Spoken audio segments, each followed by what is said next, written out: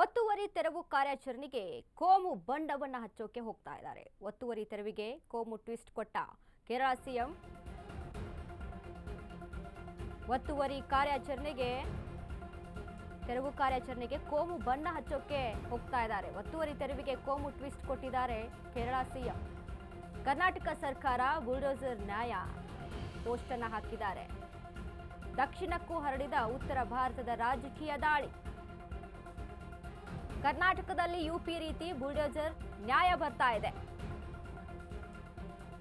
ಕೇರಳ ಮುಖ್ಯಮಂತ್ರಿ ಪಿಣರಾಯಿ ವಿಜಯನ್ ಪೋಸ್ಟ್ ಅನ್ನು ಹಾಕಿದ್ದಾರೆ.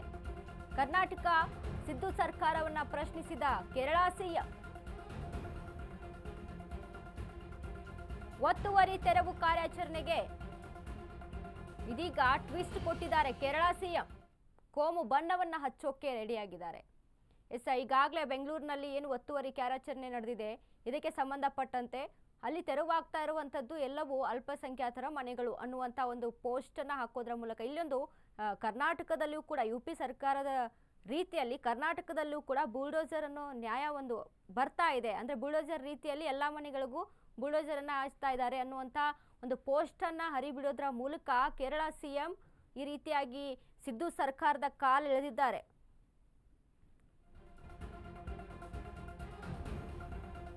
ಫಕೀರ್ ಕಾಲೋನಿ ವಸೀಂ ಲೇಔಟ್ನಲ್ಲಿ ಒತ್ತುವರಿ ತೆರವು. ಕೋಗಿಲು ಲೇಔಟ್ನಲ್ಲಿ 200 ಮನೆಗಳ ತೆರವು ಕಾರ್ಯಾಚರಣೆ. 5 ಎಕರೆ ಜಾಗ ಅತಿಕ್ರಮಿಸಿದ್ದ ಒತ್ತುವರಿ ಜಾಗ ತೆರವು ಕಾರ್ಯ ನಡೆದಿದೆ. ಈ ತೆರವು ಕಾರ್ಯಾಚರಣೆಗೆ ಕೋಮು ಟ್ವಿಸ್ಟ್ ಕೊಟ್ಟ ಕೇರಳ ಸಿಎಂ. ಒತ್ತುವರಿ ತೆರವನ್ನ ರಾಜಕೀಯ ಅಸ್ತ್ರವಾಗಿಸಿಕೊಂಡ ಪಿಣರಾಯಿ ವಾಸ್ತವ ವಿಚಾರ ಮರೆಮಾಚಿ ವಿಷ ಬಿತ್ತುವ ರೀತಿಯಲ್ಲಿ ಪೋಸ್ಟ್ ಅನ್ನ ಹಾಕಿದ್ದಾರೆ. ಮುಸ್ಲಿಂ ಮನೆಗಳ ತೆರವು ಎಂದು ಪಿಣರಾಯಿ ವಿಜಯನ್ ಟ್ವೀಟ್ ಅನ್ನ ಮಾಡಿದ್ದಾರೆ. ಮುಸ್ಲಿಂ ಕುಟುಂಬಗಳನ್ನ ಬೀದಿಗೆ ತಳ್ಳಿದ ಸರ್ಕಾರವೆಂದು ಕೇರಳ ಸಿಎಂ ಟೀಕೆಯನ್ನ ಮಾಡಿದ್ದಾರೆ. ಫಕೀರ್ ಕಾಲೋನಿ ಸೇರಿದಂತೆ ಹಲವು ಜಾಗಗಳಲ್ಲಿ ಇನ್ನು ಕೋಗಿಲು ಕ್ರಾಸ್ ಬಳಿ 200 ಮನೆಗಳ ತೆರವು ಆಗ್ತಾ ಇದೆ. ಏನು ಅಲ್ಲಿ ಮನೆಗಳ ತೆರವು ನಡೀತಾ ಇದೆ ಎಲ್ಲವೂ ಕೂಡ ಮುಸ್ಲಿಮರ ಮನೆಗಳು. ಹೀಗಾಗಿ ಇಲ್ಲಿ ಒಂದು ರೀತಿಯಾಗಿ ಕೋಮು ಬಣ್ಣ ಹಚ್ಚೋಕೆ ಕೇರಳ ಸಿಎಂ ರೆಡಿ ಆಗಿರುವಂಥದ್ದು. ಅಂದರೆ ಆ ರೀತಿಯಾಗಿ ಪೋಸ್ಟನ್ನು ಕೂಡ ಹರಿಬಿಟ್ಟಿದ್ದಾರೆ. ಎಲ್ಲೆಲ್ಲಿ ಬೆಂಗಳೂರಲ್ಲಿ ತೆರವು ಕಾರ್ಯಾಚರಣೆ ಆಗ್ತಾ ಇದೆ ಅಲ್ಲೆಲ್ಲವೂ ಕೂಡ ಏನು ಕಾರ್ಯಾಚರಣೆ ನಡೀತಿದೆ ಅಲ್ಲಿ ಇದ್ದಂಥವು ಮುಸ್ಲಿಮರ ಮನೆಗಳು. ಮುಸ್ಲಿಮರಿಗೆ ಅನ್ಯಾಯ ಮಾಡ್ತಾ ಇದೆ ಈ ಒಂದು ಸರ್ಕಾರ, ಸಿದ್ದು ಸರ್ಕಾರ ಅನ್ನುವಂಥದ್ದು. ಆದರೆ ಒಂದು ವಿಷಯ ಇಲ್ಲಿ ತಿಳಿದುಕೊಳ್ಬೇಕು, ಕೇರಳ ಸಿಎಂ ಅವರು ಕರ್ನಾಟಕ ರಾಜ್ಯದ ಬಗ್ಗೆ ಎಷ್ಟರ ಮಟ್ಟಿಗೆ ಕಾಳಜಿ ತೋರಿಸ್ತಾ ಇದ್ದಾರೆ ನೋಡಿ. ಕಾಂಗ್ರೆಸ್ ಎದುರು ಮುಗ್ಗರಿಸಿದ್ದ LDF ಸರ್ಕಾರ ಸೋಲಿನ ಮುಖಭಂಗದಿಂದಾಗಿ ಈ ರೀತಿ ಪೋಸ್ಟ್ ಮಾಡಿದ್ರ ಹಾಗಾಗುತ್ತೆ. ಪಿಣರಾಯಿಗೆ ಸೋಲಿನ ಹೊಡೆತ ಅನುಭವಿಸುತ್ತಾ ಇದೇ ಸೋಲಿನ ಹತಾಶೆಯಲ್ಲಿ ಪಿಣರಾಯಿ ವಿಜಯನ್ ಟ್ವೀಟ್ ಮಾಡಿದ್ದಾರೆ. ಕೋಗಿಲು ಲೇಔಟ್ನಲ್ಲಿ ಎಲ್ಲಾ ವರ್ಗದ ಜನರು ಇದ್ದಾರೆ, ಆದ್ರೆ ಬರೀ ಮುಸ್ಲಿಂ ಎಂಬುದನ್ನ ಮಾತ್ರ ಹೈಲೈಟ್ ಮಾಡಿದ ಪಿಣರಾಯಿ. ಕೇರಳ ಲೋಕಲ್ ಎಲೆಕ್ಷನ್ನಲ್ಲಿ ಸಿಪಿಎಂಗೆ ಮುಖಭಂಗ, ಕಾಂಗ್ರೆಸ್ ಎದುರು ಮುಗ್ಗರಿಸಿದ LDF. ಹೀಗಾಗಿ ಆ ಒಂದು ಹತಾಶೆಯಿಂದಾಗಿ ಏನಾದರೂ ಈ ರೀತಿ ಪೋಸ್ಟ್ ಮಾಡಿದಾರ. ಯಾಕಂದ್ರೆ ಕೋಗಿಲು ಕ್ರಾಸ್ನಲ್ಲಿ ನಾಟ್ ಓನ್ಲಿ ಮುಸ್ಲಿಂ ಎಲ್ಲರೂ ಕೂಡ ಇದ್ದಾರೆ, ಎಲ್ಲರ ಒಂದು ಮನೆಗಳು ಕೂಡ ಇದ್ದಾವೆ. ಹಾಗಾಗಿ ಇಲ್ಲಿ ಏನಾದರೂ ಆ ಸೋಲಿನ ಹತಾಶೆಯನ್ನ ಇಲ್ಲಿ ತೋರಿಸ್ತಾ ಇದ್ದಾರಾ? ಯಾಕಂದ್ರೆ ನಾವು ಗಮನಿಸಿದ್ವಿ ಈ ಒಂದು ಕರ್ನಾಟಕ ರಾಜ್ಯದಲ್ಲಿ ಆಗ್ತಾ ಇರುವಂಥ ವಿಚಾರಗಳ ಬಗ್ಗೆ ಎಷ್ಟು ಮಟ್ಟಿಗೆ ಗಮನವನ್ನ ಕೊಡ್ತಾ ಇದ್ದಾರೆ ಕೇರಳ ಸಿಎಂ ಅಂತ ಅಂದರೆ, ಯಾಕಂದ್ರೆ ಅವರ ಒಂದು ರಾಜ್ಯದಲ್ಲೂ ಬೇಕಾದಂಥ ಒಂದು ಗಮನ ಕೊಡಬೇಕಾದಂಥ ಎಷ್ಟೋ ವಿಷಯಗಳಿದ್ದಾವೆ. ಹಾಗಾಗಿ ಅದನ್ನೆಲ್ಲ ಬದಿಗಿಟ್ಟು ಈ ರೀತಿ ಬೆಂಗಳೂರಲ್ಲಿ ನಡೀತಾ ಇರುವಂಥ ತೆರವು ಕಾರ್ಯಾಚರಣೆಯ ಬಗ್ಗೆ ಇಷ್ಟೊಂದು ಗಮನವನ್ನು ಕೊಟ್ಟಿದ್ದಾರೆ ಅಂತ ಅಂದರೆ, ಇಷ್ಟೊಂದು ಅಲ್ಲಿ ಟೈಮನ್ನು ಹಾಕ್ತಾ ಇದ್ದಾರೆ ಅಂತ ಅಂದರೆ ಒಂದು ರೀತಿಯಾಗಿ ಕರ್ನಾಟಕ ರಾಜ್ಯದ ಮೇಲೆ ಇದ್ದಂಥ ಒಂದು ಕಾಳಜಿ ಅಂತ ಹೇಳಬೇಕಾ, ಅಥವಾ ಇವರು ಏನಲ್ಲಿ ಸೋಲನ್ನು ಅನುಭವಿಸಿದಾರೋ ಅದಕ್ಕೆ ಬಂದಂಥ ಹತಾಶೆಯಿಂದ ಬಂದಂಥ ಪೋಸ್ಟ್ ಅಂತ ಹೇಳಬೇಕಾ, ಏನಂತ ಹೇಳಬೇಕನ್ನೋದು ನಮಗೂ ಕೂಡ ಅರ್ಥ ಆಗ್ತಿಲ್ಲ. ಯಾಕಂದರೆ ಇಲ್ಲಿ ನಾಟ್ ಓನ್ಲಿ ಮುಸ್ಲಿಂ, ಅಲ್ಲಿ ಹಿಂದೂಗಳ ಮನೆಗಳು ಕೂಡ ಇದ್ದಾವೆ, ಎಲ್ಲ ರೀತಿಯ ಮನೆಗಳು ಕೂಡ ಇದ್ದಾವೆ. ಹೀಗಾಗಿ ಒಂದು ರೀತಿಯಾದಂಥ ಹಲವು ಅನುಮಾನಗಳನ್ನು ಇಲ್ಲಿ ಹುಟ್ಟಿ ಹಾಕ್ತಾ ಇದೆ.